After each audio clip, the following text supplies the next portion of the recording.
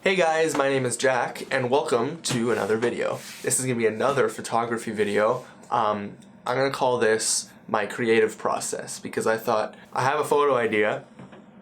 I might as well make a video of me doing it. So I'm just going to walk you guys through step by step how I recreated this photo that I saw on Instagram. There's been a bunch of these on Instagram. I think they're really cool, and I want to do one myself. I have a machete, so I was like, how can I not do it?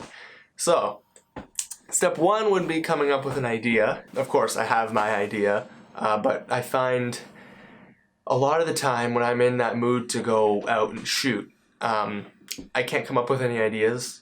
I find I'm like, I really want to go shoot something, but I just don't know what to shoot. And sometimes I'll be chilling on the couch, and I'm 100% not in the mood to go out and shoot, but I'll be scrolling through Instagram, or I'll get an idea in my head of this photo I want to take, then I'll forget about it. So I've made a list on my whiteboard right behind the camera right now of all the photos I want to take, like all those little ideas I have, and video ideas actually as well.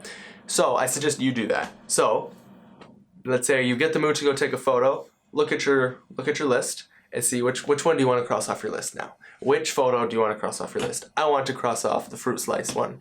So that's what I did. Next step would be getting my stuff together. I got my camera, I got my tripod. I needed 2 tripods because I was going to do it with my dad, but then I was also going to have my GoPro film us doing it so you all could see it.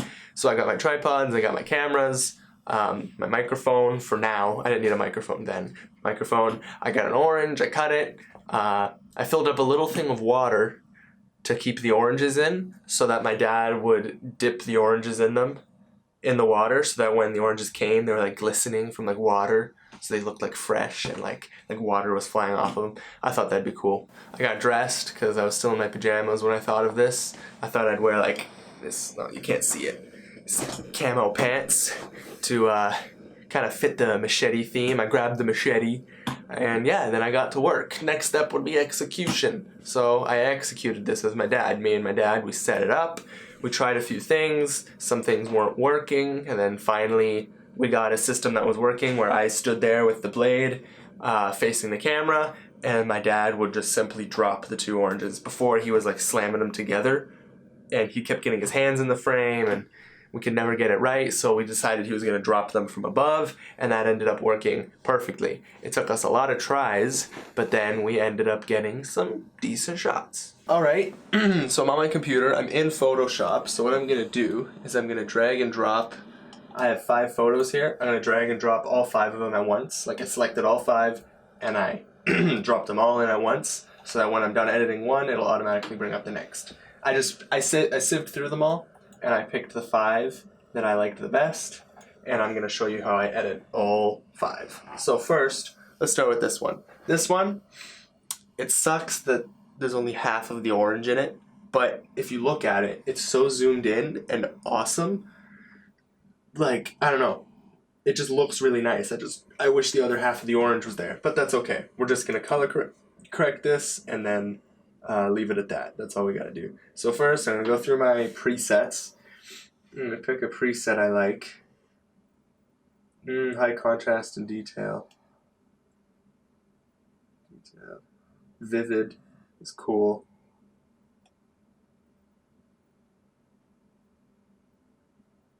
Red. I almost want to make it black and white. Like make it that decent. We're just gonna go high contrast, which is literally it just bumps up the contrast for you. Could have done that myself. Yeah, exposure was fine, so we're gonna leave the exposure. But then the highlights, I almost always bring the highlights right down, because as you can see, highlights were here, brought it down, now you can actually see the blue sky. So I'm gonna take out the highlights. Then shadows, I always like to add more shadows because it makes things more detailed. Whites, I usually just leave it. And blacks, I like to turn down because what blacks do is it makes all the black parts of the image blacker. So like any line, like any defining line becomes sharper, and because it's more black, right? So you can see when I turn down the blacks, you can see things more. Clarity, okay, so you could bump up the clarity, so this makes things sharper, basically. I'm not going to touch the clarity too much. I'm going to make things a little sharper, but I don't want to touch it too much, because then you get grain, and I don't like grain. dehaze. I don't need dehaze. Vibrance and saturation. I do want this photo to be very desaturated, and then I'm going to go up to my colors and saturate the oranges a lot. So what that does, oh, it kind of saturates my face, but that brings out the orange, but then by turning down this knob, it makes everything else a little duller. Not fully black and white, but dull, so your focus goes right to the orange. That's what I like doing. And then I'm going to bump up the vignette, because most photos could really use a vignette. It just makes them look way better.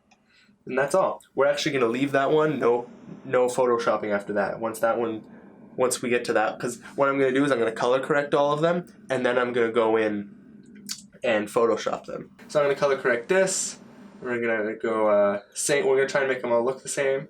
So high contrast, highlights out, shadows down, blacks down, clarity up a little bit. Okay, a little less of the blacks. Actually, we're not going to touch the blacks on this one. Saturation down, oranges up. Okay, and then we're going to come back to this photo and we're going to Photoshop my dad out of it. So now we've got this one, very similar. Contrast up, highlights out, shadows, blacks, clarity, take out the saturation, and boom, bump up the oranges. Oh, beauty. Oh, and we're going to add a vignette. I forgot a vignette on the last one. We can always add that post. Okay, this one we're going to have to do some sharpening. So we're going to do the same thing. That out, shadows. See, the shadows already sharpen it. There's some more sharpening there with the blacks. And then we're literally going to go up and sharpen it to trick the eye into thinking that those oranges are in focus, because they're not. I wish they were, but this photo was a little funky. They didn't get in focus. Desaturate, orange. It's an alright photo. And then the vignette will kind of top it off. There you go. Alright, this is the last one.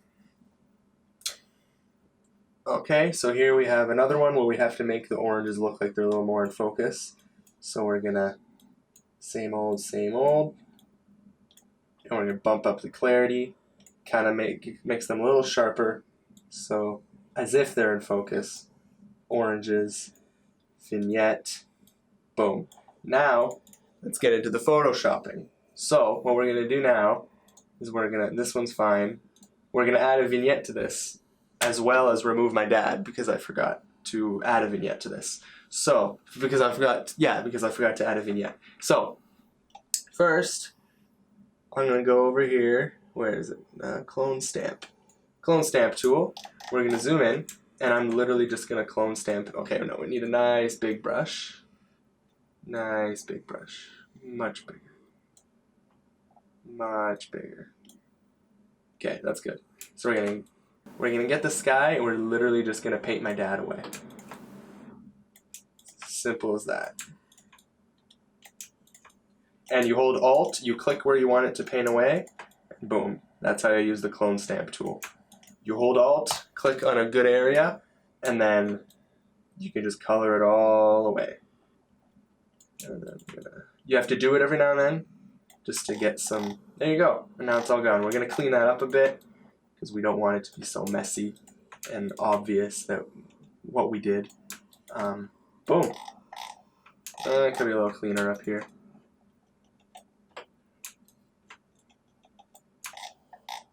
I like it. There you go. And now we're also going to take my dad's thumb out. So, clone stamp. Okay, so we have a problem now. This pattern is going to cause some issues. So we're going to go much smaller brush size. We're going to zoom in, and we're going to do this.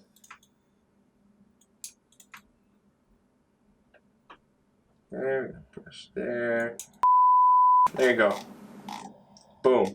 Finger gone. And then we're just going to get a brush, make it nice and big, nice and big, nice and big, a little smaller. Come on. That's good. And a nice brush. Oh, we're going to get black. Black. We're going to make it nice and soft.